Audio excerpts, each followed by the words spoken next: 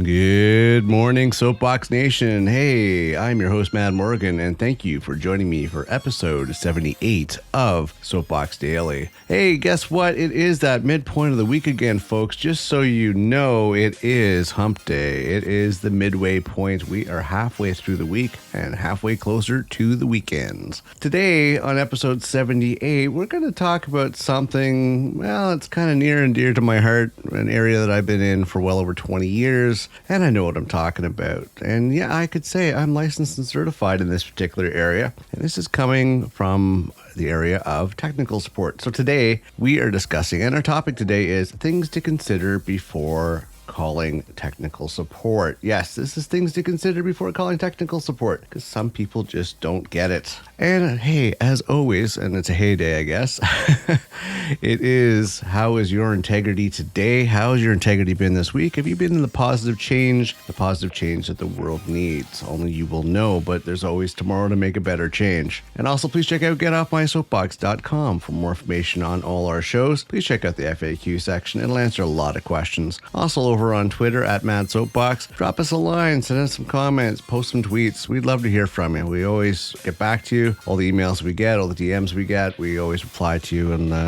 reply to whatever inquiries you have or anything you want to share. We appreciate that. So let's get into today's show. Now, here's the interesting thing about technical support. And there's different levels of tech. I mean, we've seen a big advancement in tech over the last, I know me personally, over the last 30 years, where I've seen technical support. And there's different levels of technical support. It's not all revolving around computers, where most people's heads are at. They're like, oh, technical support, computer, gotta call IT. No, IT is a very big umbrella when it comes to what it can actually support. And there's different levels of technical. There's your basic computers. Yeah, that's the starting point. You have your computer technology, but then you move up the chain when it comes to high tech, which I refer to it. Computers are pretty simple. You know, the operating systems are very forgiving. People say that they can troubleshoot your computer. You can be a novice and been working on a computer for a month and probably figured it out if you have the technical mindset. But it's not really hard to troubleshoot a computer realistically. It's either it works or doesn't work, and goes from there. But that's pretty basic. But then you start moving up the chain, and there's different levels. And that's one thing I want people to understand. There's different levels when it comes to technical devices. For instance, you can go to Best Buy. I'm not plugging Best Buy. I'm just giving an example because everybody knows what Best Buy is. You can go to Best Buy and you can buy a router. And I'm going to define the difference between a router and a firewall. Okay. A router, in its layman's terms, is basically something that routes traffic, and it's commonly referred to as a firewall. So you go and get your little Linksys router. It's a router with the firewall component, but it's not a firewall. And there's a reason I'm doing it, so bear with me here. It is a router with a firewall component. It is not a firewall. You start looking at beyond a firewall, like you can buy your little $100 Linksys and you can take it home and you can take care of your home network, and it's mediocre type security, but it's very basic. It is an idiot-proof box, which frankly, you have limited settings, not very advanced. You can't reverse engineer. Well, you can reverse engineer, but that's besides the point. You can't really manipulate much of it. It's kind of like set it and forget it. Here's the settings you can play with. That's it. All else fails. Factory default. Go back to the basic settings. You're good. You can't do anything more advanced. You start moving up the chain into something beyond your residential type router, and you start getting into a firewall. You start dealing with companies like Cisco and Fortinet, big companies that they're basically focusing on network security. They sell firewalls. Actual firewalls. They're not routers. They're firewalls. Completely programmable and customizable and this and that. All the bells and whistles you can think about. And that is considered high tech. All right. Your router from Best Buy, not high tech. It's entry, basic.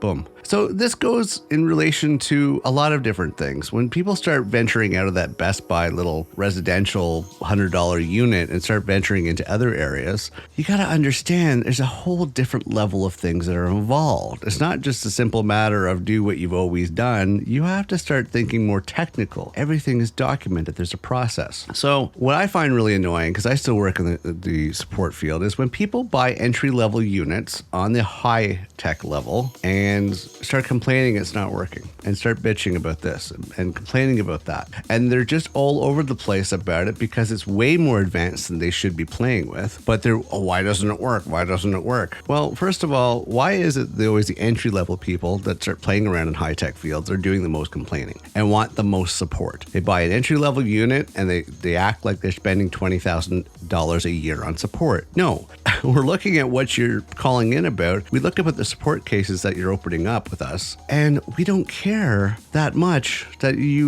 because 9 times out of 10, I will tell you realistically, we do care about you as a customer. We do care about you, the fact that you have a support contract, but we don't care about your whining. Because 9 times out of 10, when we actually dig into the issue, you're at fault. You didn't follow the processes that we had documented. You have not followed what was recommended. You have not followed all the details that were outlined because you have this mentality of, oh, just do the latest updates. Just flash it with the latest firmware. Just do all the, this is the way we've been taught. Windows, for instance, always do the Windows updates. And you transfer this over to other devices and other processes. It's not right. Don't do that. Look at what you're getting into before you leap. So you should observe the events leading up to your problems. When you have a problem before you call support, check to see whether or not the device has life, has any power. Try restarting it. If you can still access it, save a configuration or work on it, power cycle it. These are some points that you should get into. Try narrowing down what led up to the problem. When did it work last? This is stuff that support will want to know. Be ready with all these details when you call support. Scan the environment. Maybe something changed in your environment that's leading up to this issue.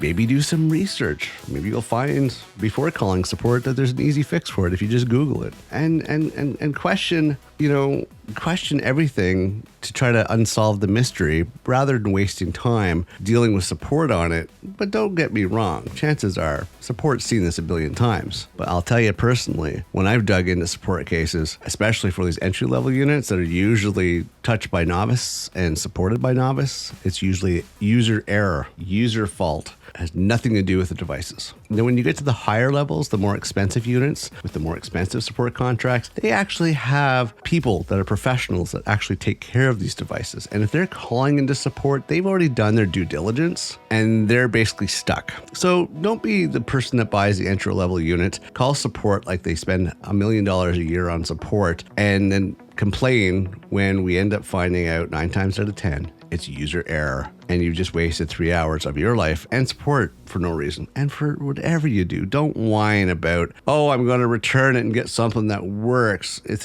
is a crappy unit. It doesn't work. I want my money back.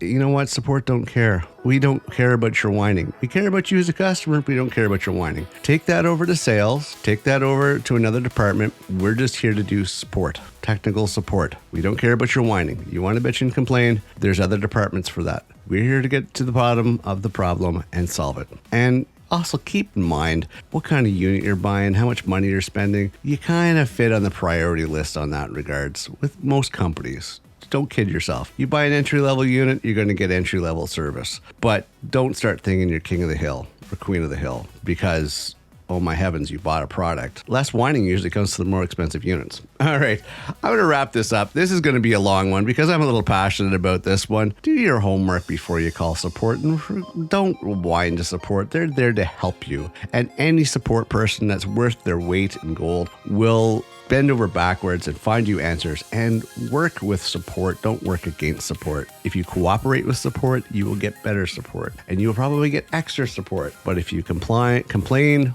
and bitch and complain and whine and this and that, they're going to want to end that call. They're not going to want to deal with you. Be cooperative, you get further along. What's the expression?